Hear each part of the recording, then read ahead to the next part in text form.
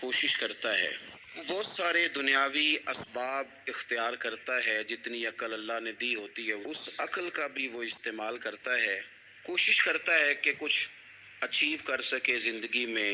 کچھ مقاصد کا حصول اسے میسر آئے۔ عزیز بھائیوں،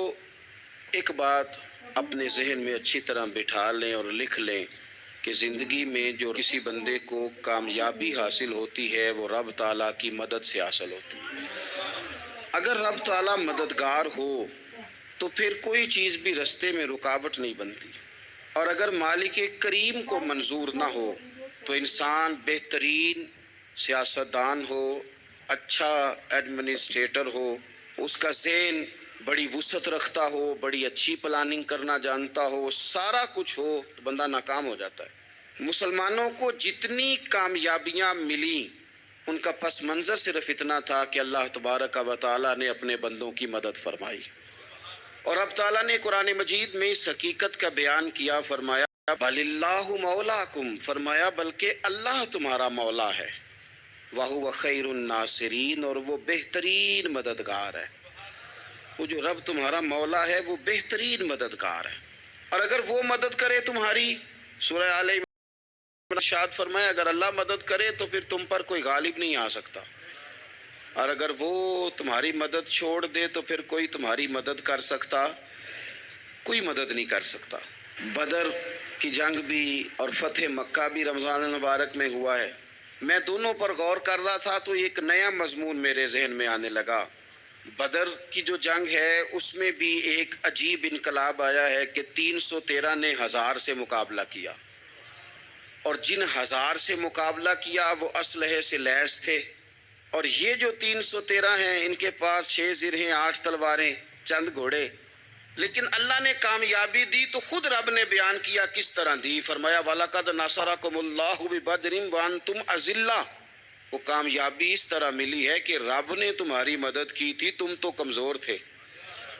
اللہ نے بدر میں تمہاری مدد کی، تم جیت گئے۔ وَلَقَدْ نَصَرَكُمُ اللَّهُ بِبَدْرٍ وَأَنْتُمْ أَذِلَّةٌ، اللہ نے بدر میں تمہاری مدد کی، تم تو کمزور تھے۔ پھر فتح مکہ نصیب ہوئی تو اس میں بھی بہترین منصوبہ بندی نبی پاک علیہ السلام نے فرمائی، بہترین حکمت عملی حضور نے اپنائی، لیکن ہمیں جو اللہ رسول نے بات سمجھائی وہ کیا ہے؟ اذا جاء نصر اللہ والفتح، فرمایا جب اللہ کی مدد آئی اور فتح نصیب ہو گئی۔ یہ اللہ نے مدد فرمائی تمہاری، یہاں بھی فتح مکہ بھی اللہ کی مدد سے، جنگ بدر بھی اللہ کی مدد سے، وہ جو مدد ہے اللہ تعالیٰ کی، جب وہ ہم یہ کرتے ہیں کہ ہم اپنی ساری زندگی سیاست کی نظر کر دیں، ہماری سیاست صرف ملک میں نہیں ہوتی، ہماری سیاست خاندان میں بھی ہوتی ہے، ہم گھر کے اندر بھی سیاست کرتے ہیں، ہم کسی خاص طریقے سے لوگوں کو اپنے پیچھے چلانا چاہتے ہیں، ہم ایک خاص اسلوب اختیار کرتے ہیں کہ لوگ ہمارے پیچھے چلیں۔ اس کا نقصان ہمیں یہ ہوتا ہے کہ سیاست جو ہوتی ہے یہ شطرنج کے ہیر پھیر کی طرح ہوتی ہے، تو اس کے راز بڑی جلدی کھلنے لگ جاتے ہیں، پتہ چل جاتا ہے کہ بندہ مخلص نہیں تھا، سیاست کر رہا تھا، طریقے سلیقے سے اس نے جوڑ کے رکھا ہوا تھا۔ ہم ہر جگہ سیاست کے بل بوتے پر چیزوں کو لے کے چلنا چاہتے ہیں، سیاست ناکام ہو جاتی ہے، سیانے سیانے لوگ فیل ہو جاتے ہیں، بچتا صرف اس کے پیچھے رب تعالیٰ کی مدد شامل حال ہوتی ہے۔ اپنی زندگی کے اندر ہم جو کچھ بھی کر رہے ہیں، جس شعبے سے بھی ہمارا تعلق ہے، آج ہم نے اس بات پہ غور کرنا ہے کہ پہلے تو یہ غور کر لیں کہ جو کام ہم کر رہے ہیں کیا وہ کام ایسا ہے کہ اس میں اللہ کی مدد ہمیں ملے گی؟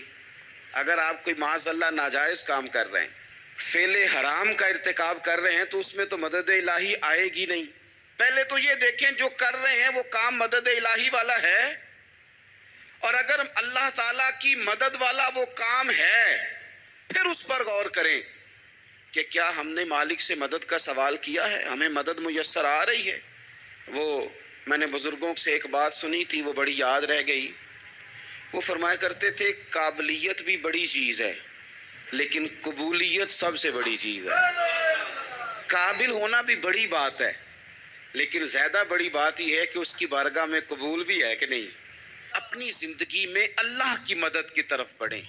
مالک کی مدد کا حصول اختیار کرنے کی کوشش کریں، اللہ کے ساتھ اپنے آپ کو جوڑیں۔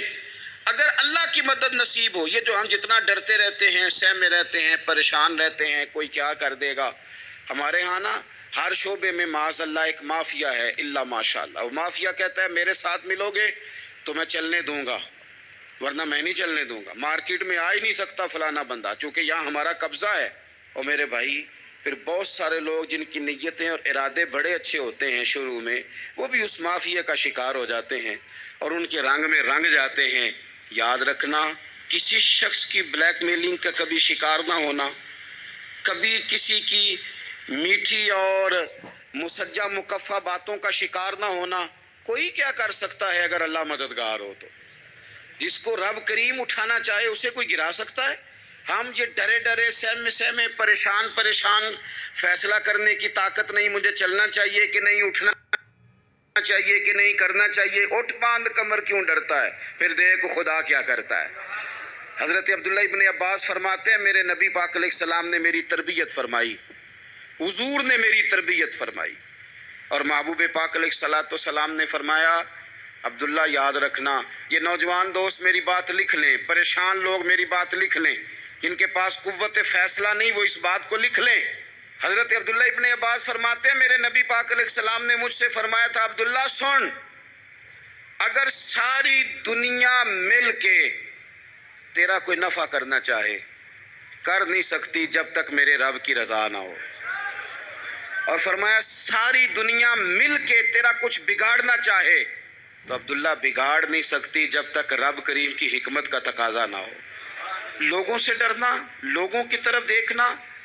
ماحول دیکھ کے اپنے راہ کا تعین کرنا، ہر بندے کے خیالات کے مطابق ڈھلنے کی کوشش کرنا، فلانا نہ ناراض ہو جائے، فلانا نہ ناراض ہو جائے، وہ جس نے ہونا ہو جائے، بس رب رسول ناراض نہ ہو۔ اپنی زندگی میں اپنے مالک کو مولا جان کے، بل اللہ مولاکم، اللہ تمہارا مولا ہے، وَهُوَ خَيْرُ النَّاصِرِينَ، وہ بہترین